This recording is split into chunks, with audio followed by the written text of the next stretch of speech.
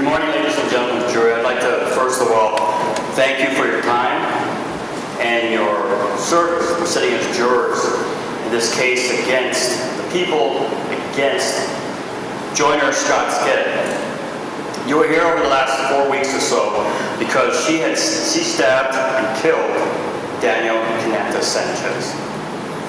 On April 1st, 2021, Daniel Sanchez had borrowed his daughter Chelsea's car, the silver Toyota Corolla. He did that frequently. His two vehicles were down that day, April 1st, 2021. He had gone to Marlena's house, his other daughter, probably to check on his grandkids, maybe go to the gym. You heard that he did that about 3 times a week. He was a former mayor of Kandit from 04 to 08. And by everyone's accounts, was a good mayor. Very helpful, well-liked. He was a former policeman, former security for a former governor. He was a very busy man when he was working, and he kept busy even after he retired, visiting his kids, visiting his grandkids, visiting his friends, hanging out with them. And occasionally, of course, having a good time with them, drinking. Taking care of his grandkids again. George Ogden, when he testified, he wasn't sure why Daniel didn't run again. But you heard from Macrina, they loved his family, and he retired to spend more time with them. In 2019, his wife Arlene had passed away, and he took it hard. So he borrowed the car. He and his son, Lawrence, lived in Humanity. Came to work. Lawrence had come back from work and had caught Daniel just leaving the house. And again, maybe he went to the gym, but we know that he went to Mauricio to hang out with some of his friends. Meanwhile, Joseph Inaligo and Joey Ogden, who lived nearby, lived near Fort Soledad, late at night, later in the evening, walked over to Fort Soledad just to check things out. When you look out over Fort Soledad, you can see the bay, you can see the village of Humanity. And at night, with the lights on, the lights in the houses, what a sight it must have been. Soon Jocelyn and Macrina Sanchez headed there too. Jocelyn lived in the village, and Macrina had helped her, and frequently helps her around the house. And so Macrina was going to go home, but she wanted to go up to Fort Soledad too. But since she didn't live as close, they drove up, where they met and saw Joseph and Joey. Jocelyn wasn't there for very long. She went back home. She had her kids in her house to attend to. But pretty soon Daniel drove up in the silver Corolla. He had come from Mauricio. Joey Ogden testified that Daniel said he had just come from James Inaligo's house. It's Joseph's brother in Mauricio. Visiting friends, drinking, enjoying the night. Daniel had 2 6-packs. There's no disputing that. He came up, he had some beer, and they drank some of it, but Macrina didn't. Macrina testified that she didn't drink. I think Joseph or Joey said, yeah, Macrina didn't drink. So she, didn't have any issues as far as her perception of drinking. She wasn't a drinker. And because Jocelyn left, Macrina needed a ride. And so Daniel, at some point, he needed to leave, and he said he needed to drop what he later told Macrina that he needed to drop his car, Chelsea's car, back to Chelsea. So she needed to ride and ask Daniel. He had to go. On the way down,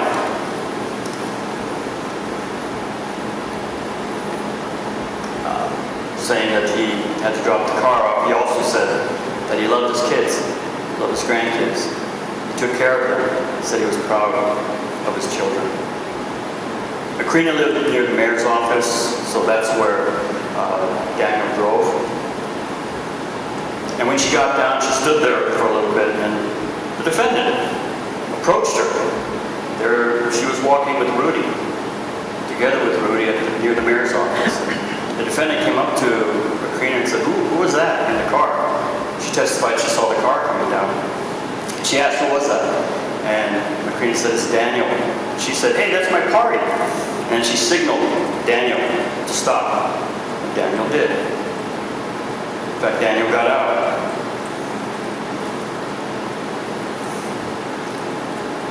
The defendant said something about wanting to get rounds, which I'm thinking they all meant drinks. But things were closed at this point.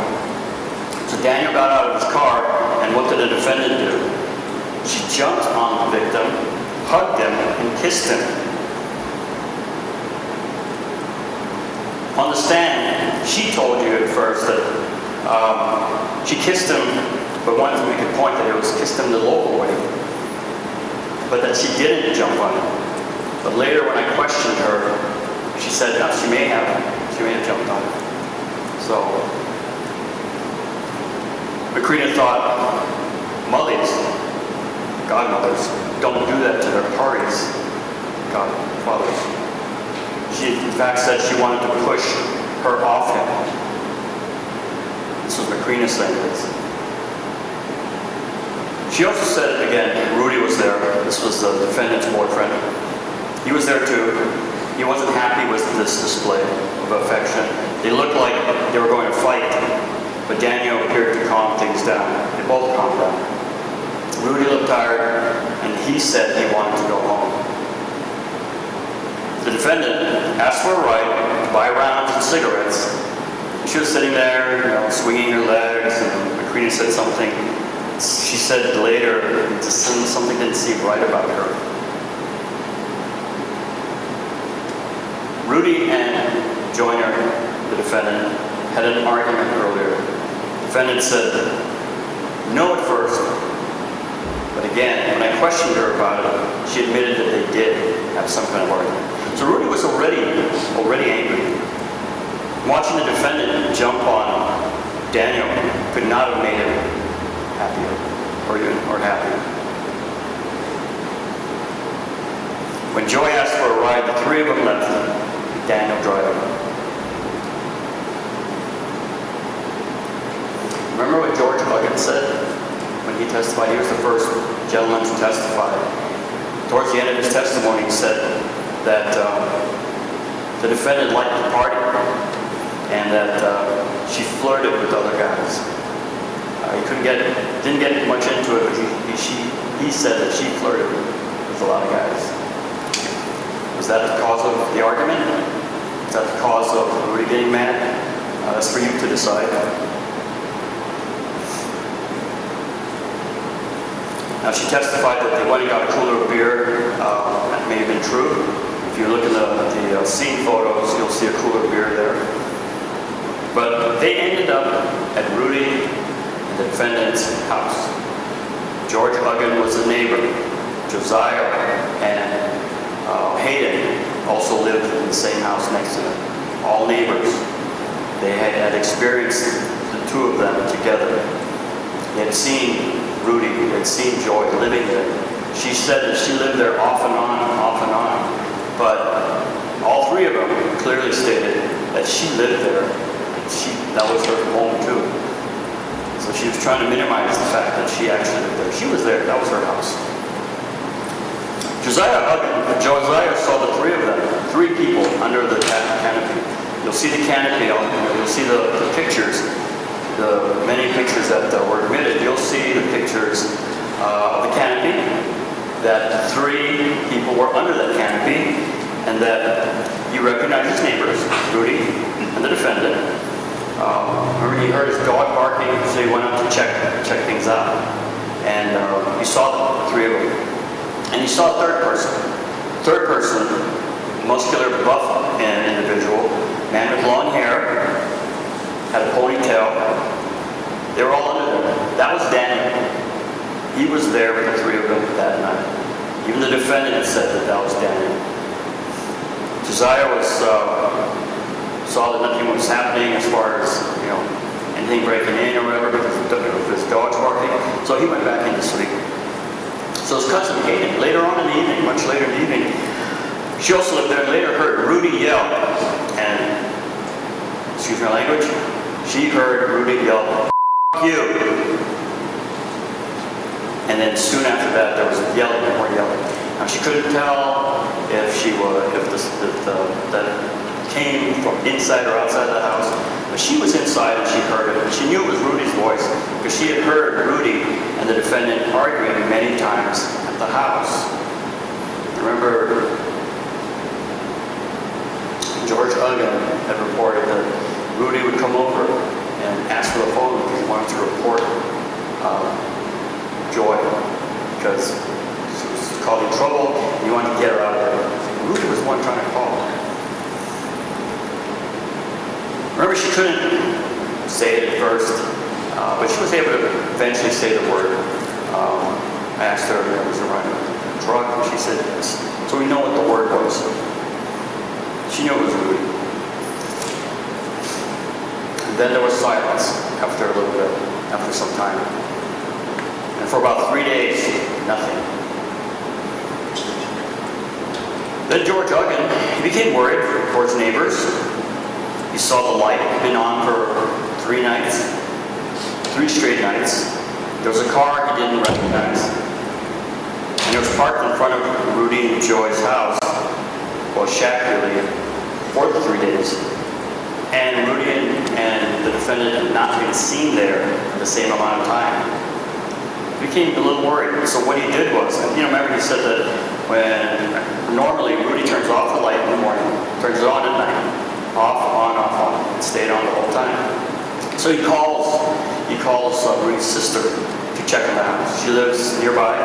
He couldn't check. He was in a wheelchair. So he went to check, and she came back and told him there was blood on the floor of the house outside, and that the place was locked up. There was padlock and chain from the outside. And again, the two weren't around. So he calls GPD, they came. And so did Daniel's family, but a little bit later. GPD checked the shack, expecting to find Rudy or Joy. It was a welfare check, service that they provide.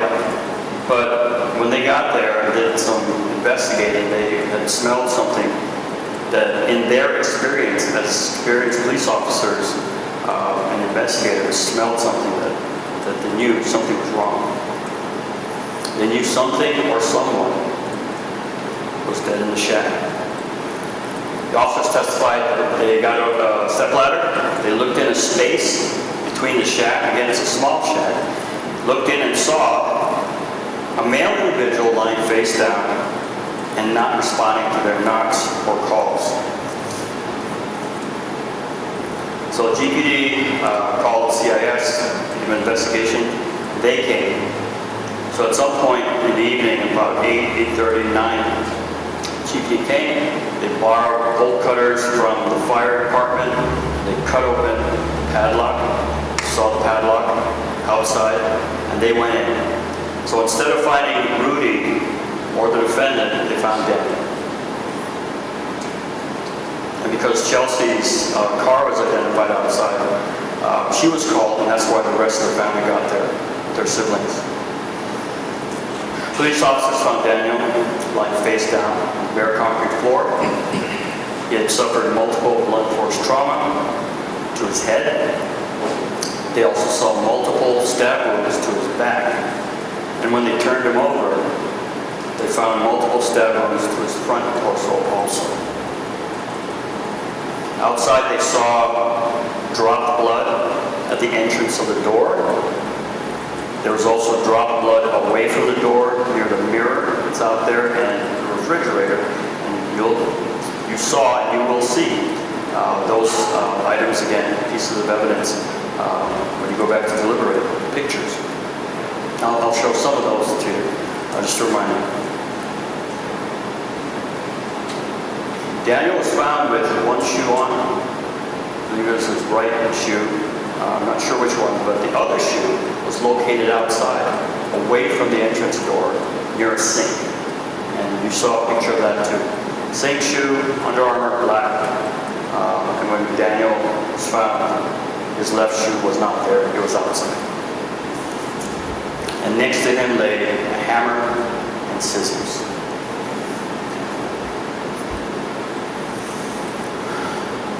So that's what we have leading up to this point. So the question here is, did the defendant stab the victim? There was blood evidence on the hammer and scissors.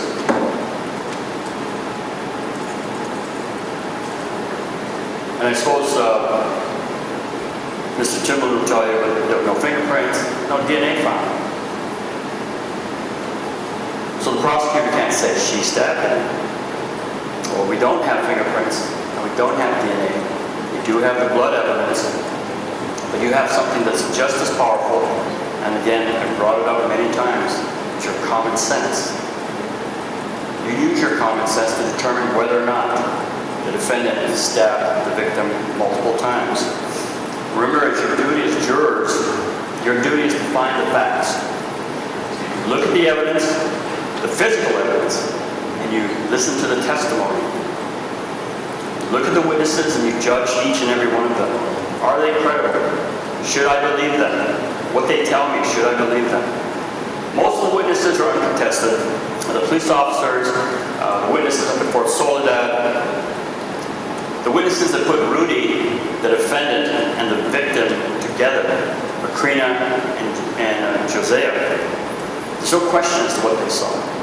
Remember, she even admits that Daniel was at their house that night. But there might be two questions. There might be questions about two individuals who testified.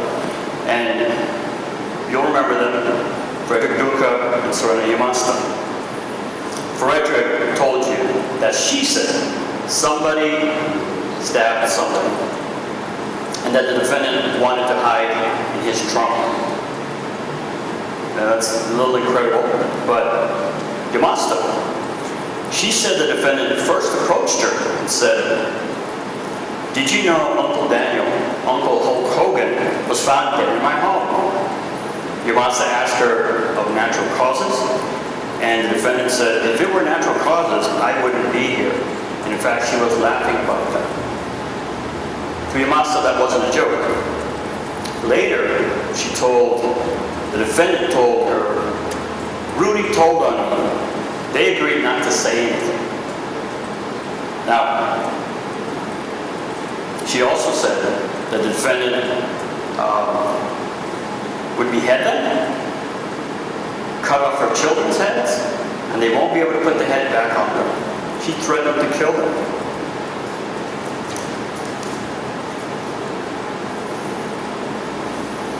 The defendant, the attorney, tried to make them less credible, Frederick and Yamasta, less credible by bringing up their past and present issues.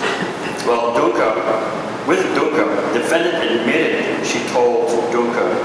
The defendant said on the stand that Duca said somebody stabbed someone, so that's not an issue. Someone stabbed someone. She also admitted wanting to hide in his trunk. She admitted that, so that shouldn't be an issue. She had also admitted she put her clothes, the clothes she was wearing when she stabbed the victim, the clothes she was wearing, the dirty clothes, the wet clothes, the clothes that had blood on them, in with Duca's dirty clothes. Now think about this. In with his dirty clothes, clothes that were going to be washed later. Evidence shows that she wanted to get those washed clean too. She did a poor job of it initially. Unfortunately for her, Zenobia, the criminologist, found some blood on her shirt. And you saw it, and you'll get to see, because it's up there, the McDonald's video. Duca said she was yelling at the order taker, yelling at Duca, and ultimately backed out of the drive-thru. You sitting as jurors, how many times have you people sitting in a drive-thru?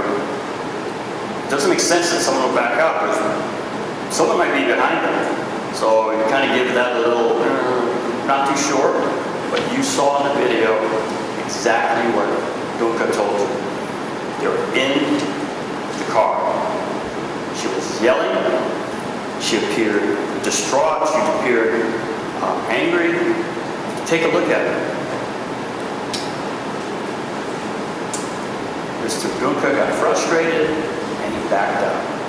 No cards and he was leaving, backed out and left. So not an issue with Mr.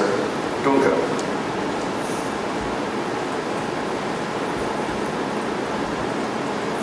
With Yamasta, Mr. Timlin brought up the different pending offenses. Then he asked her if her lawyer was working out a deal. She was unsure. I asked her if she had any kind of a deal with the government to testify in this case. There was an emphatic no from her. No deal. Mr. Timlin did not contest that. She had no deal to testify. She testified. And again, the defendant testified. You will be instructed that because she did, you should treat her testimony like any other witness. You can look at her biases, look at her reasons why she testified the way she did. You can look at all of that, just like Yamasta, just like Mr. Dunka, when she tells her story, her side of the story. You got to look at her, you got to judge her credibility too, and you get to look at her inconsistent statements. And when you use her testimony and place them up against the physical evidence, you'll see her story doesn't make sense. Her story points to someone trying to limit her involvement in the case. And her story even puts her outside of the shack when supposedly Mr. Kandit was doing everything he did. Hitting him with the hammer, hitting the victim with the hammer, stabbing him, then turning him over and stabbing him again. She puts herself away from it. She backs away, she's outside in her panty and bra, away from the scene. She tries to get herself away. That's a sure sign. That is a sign of someone who is limiting her involvement. And why do I say that? Not once in her story did she say she went in and saw the scene. She didn't want to describe it. Kept herself out of it. Had just a panty and bra. But she was not able to and did not explain the blood on her shirt. The shirt that she wore that night. She had no explanation for that. She just left it alone. Where did that shirt come from? And where did the blood come from? She never said that. Eliminating her liability, her responsibility in the stabbing death of Daniel. There were, again, some things that were inconsistent. Mr. Daniel Shue was outside. She told you that after the bang, the victim came in and, something happened where she ran out in her panty and bra. But the shoe was outside. Tied. How many of you tried to take your shoe off with it tied? It takes a lot of force. A lot of force. There was enough force that not only did it rip the shoe out of his foot, but it went to the sink. This was away from the door. So something happened. She doesn't also explain the blood on the door, the dripped blood in front of the door, the dripped blood in front of the mirror. That's away from the scene. Remember, she said only one bang and the victim went in. And there was Rudy in a fighting stance. So according to her, one thing happened right at the door, and then went in, she went out. But there were a number of things that happened. You heard that from Hayden. There was a FU yelling for a while, and then silence.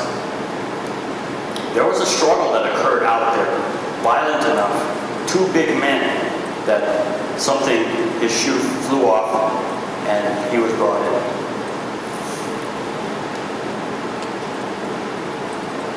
Well, Rudy was a big man. Daniel also was, so he could have used some help. There was a defendant.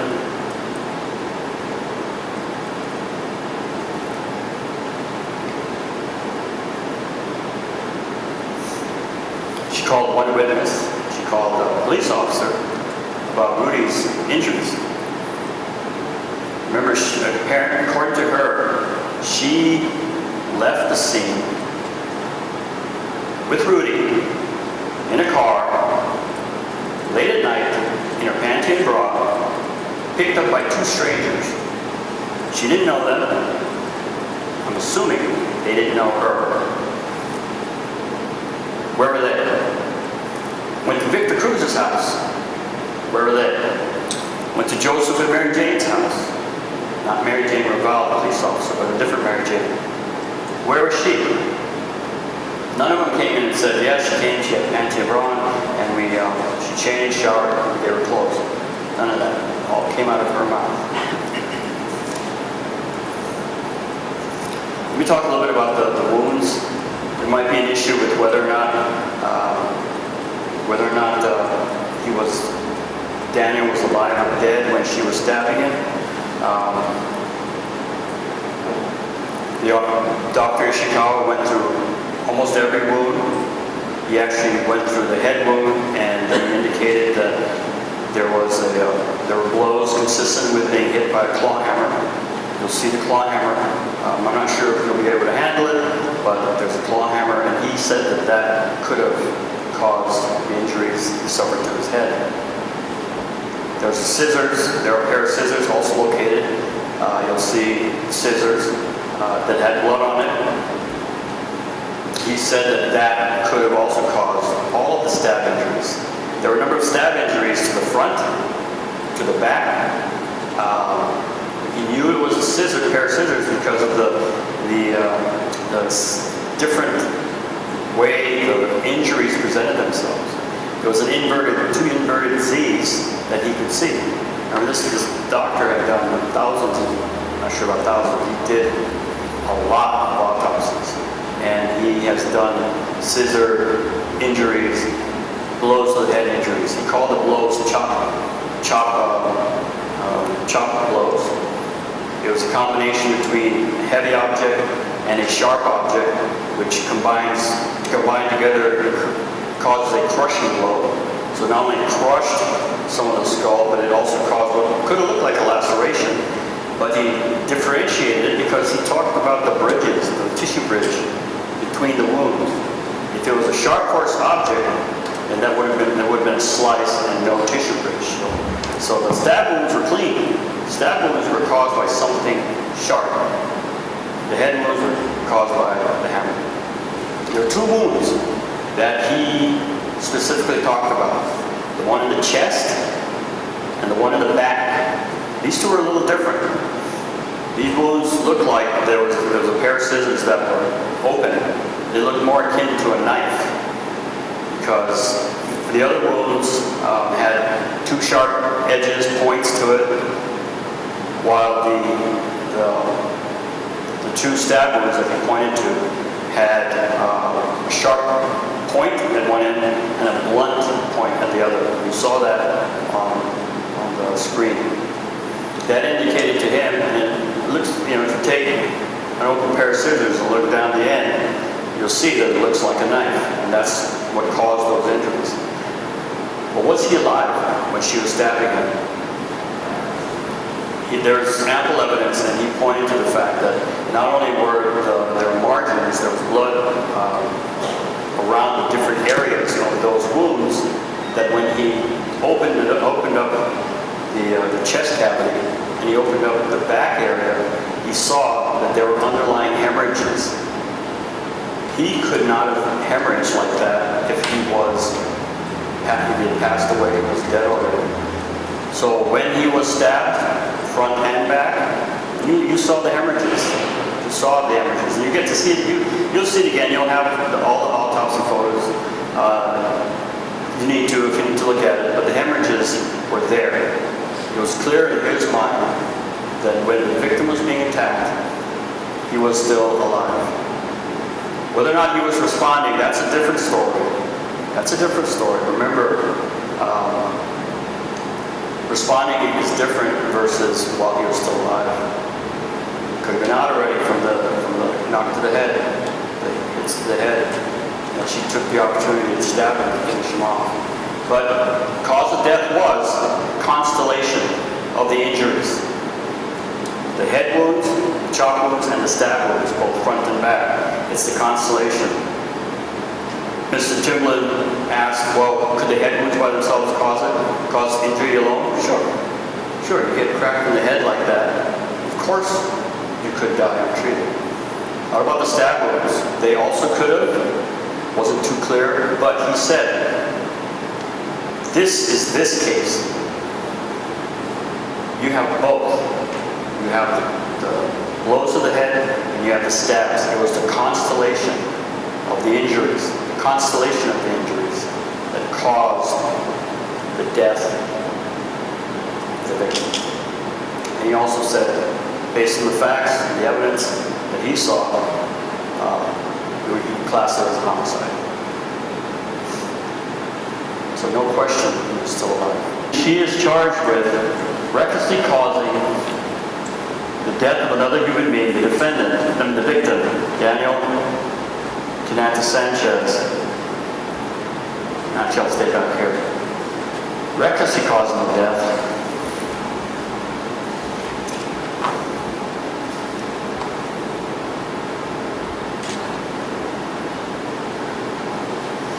Under circumstances manifesting the extreme indifference to the value of human life. And while doing that, used a pair of scissors in causing that death, that murder. She's also charged with aggravated assault as a second-degree felony, that she recklessly caused or attempted to cause serious bodily injury to another, that is Daniel Kandit Sanchez, in circumstances manifesting extreme indifference to the value of human life. Again, with the special allegation of possession and use of a deadly weapon while committing that aggravated assault with the scissors.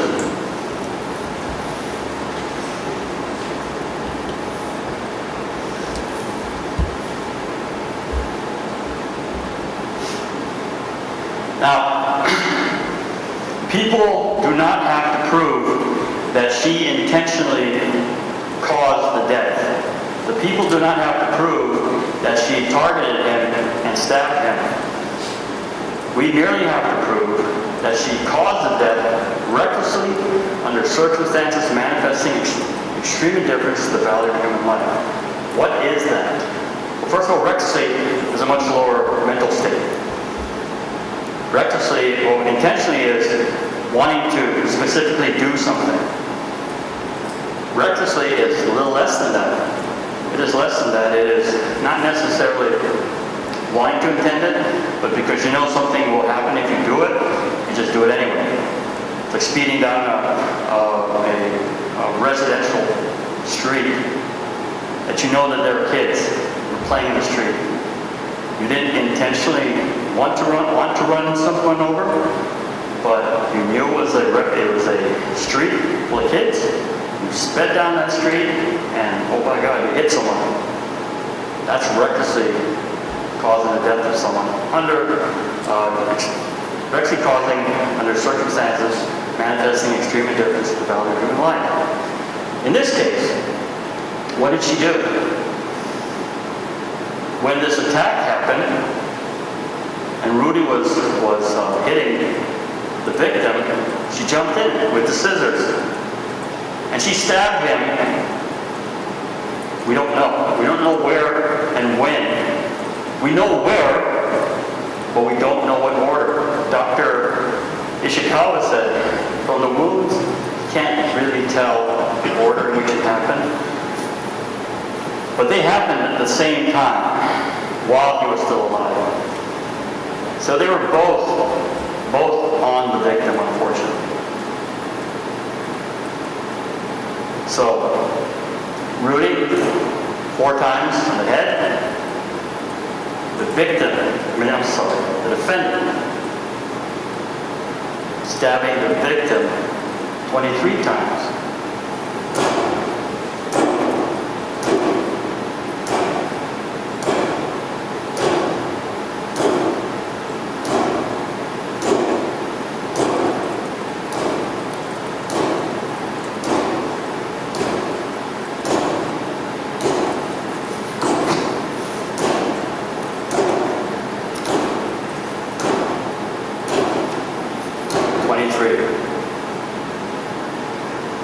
was that?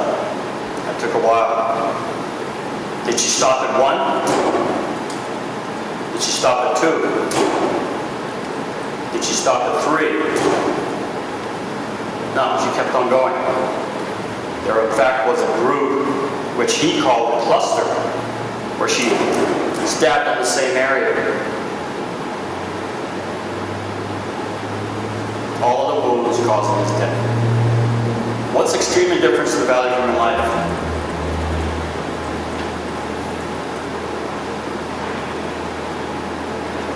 That I suggest, ladies and gentlemen of the jury, is extreme indifference to the value of human life. Did she call an ambulance? No. Realizing what Rudy did she call an ambulance? No. Did she call the police? No. Not once did she make that move. Instead, as I told you, she ran away from the scene, got in a car with 2 strangers who we'll never know, in her panty and bra, and left the scene with Rudy, 5'6", 220-pound guy, being picked up in the middle of the night with a half-naked woman. Gets picked up by 2 strangers. Oh, by the way, does she call the police? You know, think about it, Rudy, he's dead. But at this point, remember her story, she doesn't know. She doesn't know he's dead. Her story is that something happened, but she doesn't know. She doesn't know what happened. So they go to Victor's house. Does she call the police then? She goes to Mary Jane and another individual's house. She didn't call the police, didn't call an ambulance. Did she go to, when she was over with the Cruzes, did she call the police then? By this time she knew that the officers were after her. When earlier she was at the Dunkas residence, did she call the police then? By this time she had split up from him. She was away from him. She concocted this plan to get away from him because she said that she was afraid. She said she was afraid. Who was the one that gets called on most of the times we heard in court? Rudy's the one calling the cops on her. So who's afraid of who? And so she's with him for how many years? But she's still with him. They argue all the time. You heard people say that they argue all the time. She's not afraid of him. She didn't look for this house with a dog so that he can run away. You know, you have to believe that in her mind she's thinking, I have to find a way to get him away from here. Oh, there's a house with a dog. Rudy's afraid of dogs. I'm going to go to the house with a dog. That was chained up, by the way. So if you believe her story, Rudy sees the dog, 6'5", 250 pounds, chained up, turns around and leaves her. You're going to have to believe that's what happened. At some point, Rudy does tell her that Daniel was dead. Didn't say how. She never said that Rudy said he stabbed her. But she tells Duncan, somebody stabbed somebody. And the only way she would know that is if she was the one that stabbed Daniel. No police call, no ambulance call. They let him lay there for 3 days. Could have been longer if George hadn't gotten worried about his neighbors and called the police. He lay there, dying, if not dead already, from the wounds. They locked him inside the house. So if he even had a chance, he couldn't get out. If the neighbors had a chance to get him out, they didn't have a chance. That's extreme indifference to the value of human life. She hid. Rudy hid. She did what she could to not get caught. They didn't take his car, or Chelsea's car. The keys were in the car. You know why? Because that would be flagged. They would find them. So they took off, hiding until they were located by the GPD. And what did she tell the cruisers? She told Lourdes, Auntie, they found a dead body in my house. What should I do? What should I do? Point blank, call GPD. Did she call GPD? No. Again, not calling, making sure that he died, the victim died, making sure that she wasn't going to get caught. I asked her, why didn't she use Michelle's phone? No, why didn't she use the landline? Oh, no landline. Why didn't she use Lourdes' phone? Oh, she didn't have one. Why didn't she use Michelle's phone? Oh, she had one, but it wasn't working. She had an answer for everything to explain why she never called. That is the mind of a guilty conscience. That is the mind of a guilty person. Conscience of a guilty person. That is consciousness of guilt. Making of something on the fly. She could not keep her story straight. Could not keep her story straight. And when confronted with a fact that she could not dispute, she minimized it. Ladies and gentlemen of the jury, it is the end of the trial, essentially. It is time for you to take all of the evidence that you've taken, the evidence that you've seen and heard,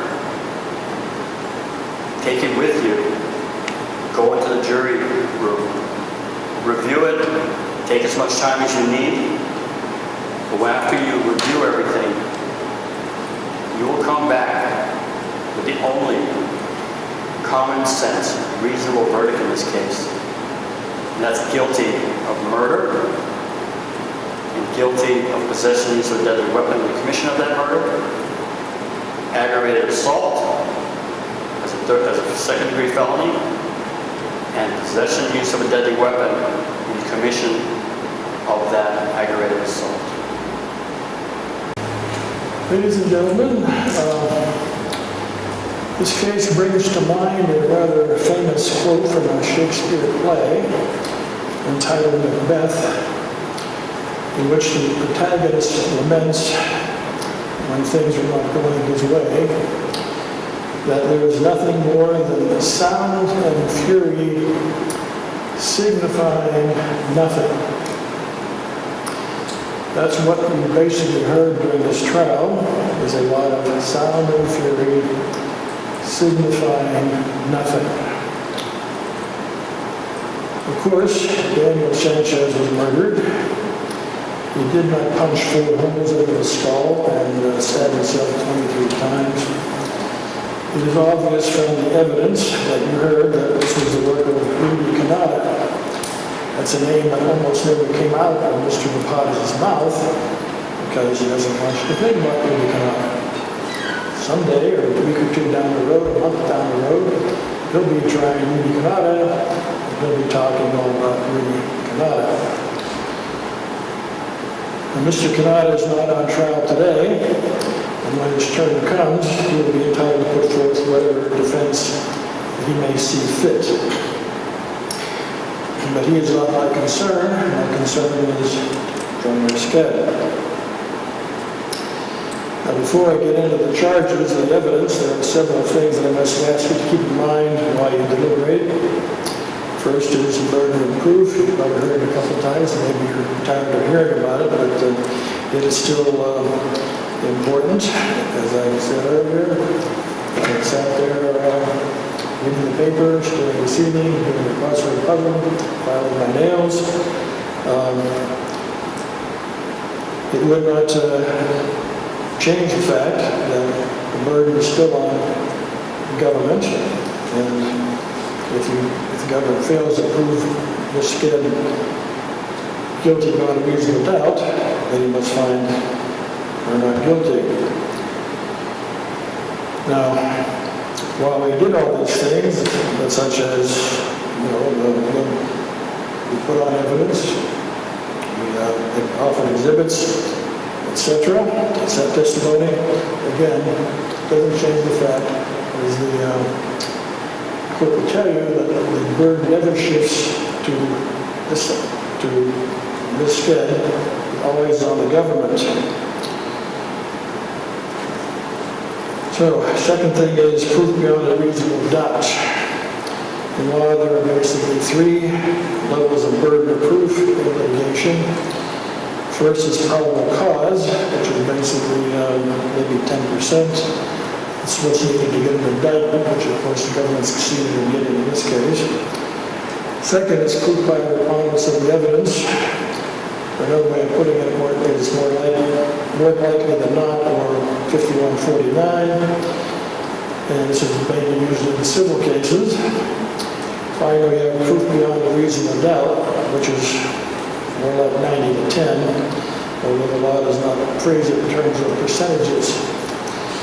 But one thing is certain is that a tie goes to the defendant. You are not required to make a difficult decision. If you are just not sure, you can't decide one way or the other, the law makes a decision for you. You must return a verdict of not guilty. Third, the meaning of the indictment, which we'll get maybe a little more later. As Judge Perez has instructed you, and will instruct you again in the indictment, this is gone now, is not evidence of guilt. It's a device to inform the defendant what he or she is charged with. The fact that Joyner was sitting here this morning is evidence of nothing. So the basic issue is reasonable doubt. So let's start with what the government does not have. First, they have no eyewitness to the scene. There's been a lot of speculation by Mr. Rapadas telling him that story about how whatever happened in his house, but he wasn't there. So the one eyewitness you heard from is Joyner, and as Mr. Rapadas has indicated, her testimony must be treated like that of anybody else, and no better, no worse. Second, no motive, no evidence of any hostility toward Daniel Sanchez, no reason why she would want to kill him. Again, Mr. Rapadas utterly silent, talks about what Rudy may have done, what Margaret and Say had, and she had arguments with Rudy, fine, but where's the argument with Daniel Sanchez? Where is the hostility? Where is the idea that somehow she would want to end his life? Third, as Mr. Rapadas has admitted, her fingerprints were out on that pair of scissors that she was supposed to have used. Now, I don't think this podium would stand if I pounded it 23 times, but basically it takes a while, it takes a pretty good grip, and you would think that maybe those fingerprints would have showed up, but they didn't. All that the government can show is that Daniel Sanchez was last seen alive during the evening of April 1st, or the early morning hours of April 2nd, and that he was found dead on April 3rd, 2021. So, who is the most likely candidate for the perpetrator of the death of Daniel Sanchez? Is it a convicted murderer, or Joyner? A 6'5", 220-pound male, or Joyner? Someone who was repeatedly yelling, "Fuck you," shortly before the death of Daniel Sanchez, or Joyner? And who would you bet on in a fight between a muscular-built man who regularly worked out at Paradise Gym, or Joyner? And where do you think those scrapes and bruises on Rudy Kanan's body come from? Now, you did hear from Frederick Dunca, but all they heard him say was that she said somebody stabbed somebody. She did not say that she was the somebody that stabbed somebody. And she testified by the time she was talking to Duncan, Rudy had told her the whole thing, including stabbing. And yet she could not quite bring herself to say that her longtime boyfriend was that someone who stabbed the other someone. And I've also heard from Serena Yamasta about an alleged conversation at the Department of Corrections, but all you heard from her was that Joyner brought up the Kandit incident and that she was the reason that she was there. In other words, she simply acknowledged that she had been arrested and charged with murder, something that she hardly denied given that she was sitting at the Department of Corrections. She did not admit to committing that murder.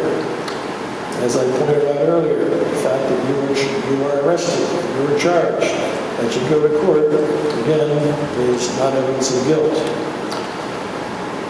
Ms. Yamasta also claims that Joyner told her that she and Rudy Kandit agreed to not talk about the incident. She was mad that Rudy did. Well, by that time, again, Joyner knew that she was a suspect simply because she was known to have been with Rudy Kandit and Daniel Sanchez shortly before Daniel Sanchez's death. And one of the reasons that this was known by the police was that Rudy Kandit told them. This does not amount to an admission that her involvement was any greater than that. The fact that Rudy Kandit tried to blame her is the very reason why they're having separate trials and why they're only hearing about her instead of both of them.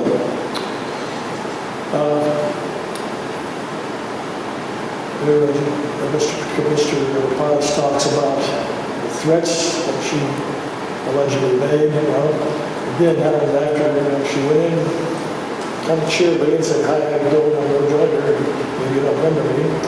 But then Yamasta finds out about Mr. Sanchez being dead. She says, "You troll." Right? So maybe she's got a hot temper. And she basically gives her a payback.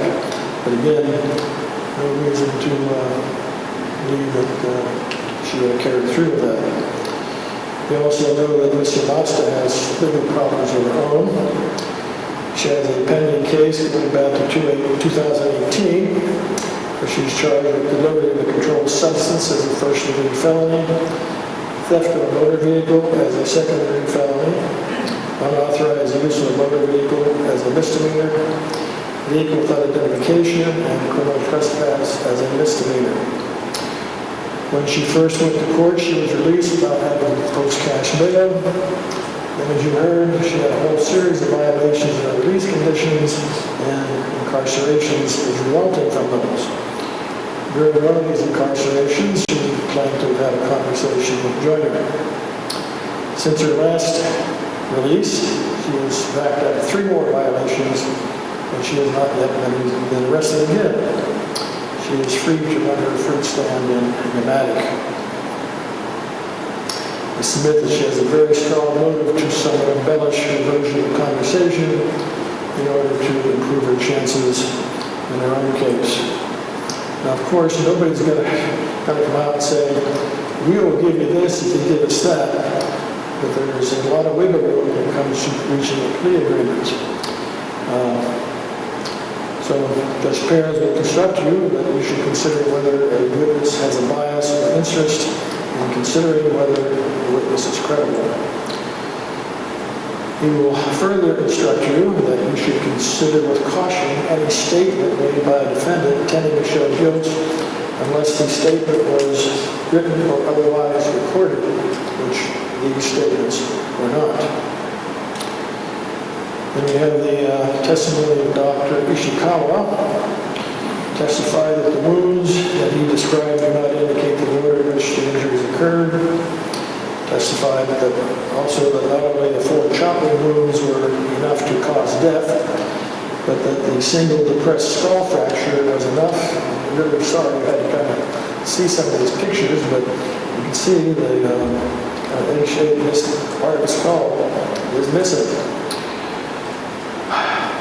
So He did say that some of the stab wounds occurred while he was still alive, but that does not mean that Rudy could not have conflicted all of them. If he's mad enough to pound him with a hammer 4 times in the head, I guess you might go ice the cake by stabbing him 23 times too. He admitted that there were no defensive injuries to Daniel Sanchez's hands or arms. You do not need an expert to figure this out. It is only common sense that if somebody is coming at you with a knife or a pair of scissors, and you are alive or at least conscious, that you would not just wait to be stabbed in the face or chest, you would try to block it with your hands and arms. It is the best of 2 very poor options, but it is still the obvious one. There is no magic about expert testimony. An expert is simply someone who is entitled to give an opinion on a subject that most of us are not. Judge Perez will instruct you that opinion testimony should be judged just like any other testimony. You may accept it, reject it, or give it as much weight as you think it deserves. Then we have the single drop of blood on the Docomo shirt. That's what Ms. Lynn testified to. The other marks are tests or just little post-it notes. Well, Joyner has testified she changed clothes twice between leaving the attic and being arrested in Barrigada. And she was with Rudy Canada until shortly before her arrest. Again, look at these photographs of Rudy, and showing scrapes and cuts all over the body that could easily rub off onto her shirt. Then we have the McDonald's incident. Now, I am highly opposed to people working at fast food restaurant drive-thrus being yelled at. They really don't get paid enough for that. But what, if anything, does this have to do with what happened in Matic 3 days earlier? So, there is, again, as you'll hear from Judge Perez, 2 types of evidence. One is direct evidence, one is circumstantial evidence. Well, there hasn't been any direct evidence. Again, it's a blank. We have a lot of testimony about what happened before. Daniel Sanchez was found dead, and what happened afterward. The only testimony we have, other than what happened between those times, is from Sked. The other evidence is that we have the type of evidence called circumstantial evidence, which means you infer one fact from another fact. But even then, that's basically all the government has. But even then, the law still requires, says basically that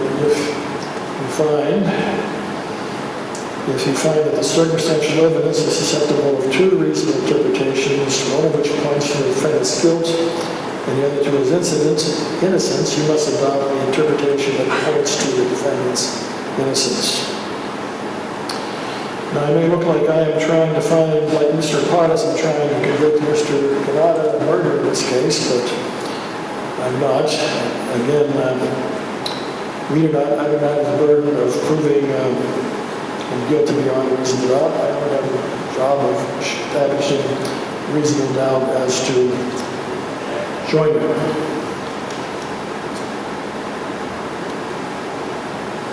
Again, there is just one gigantic hole in the evidence case.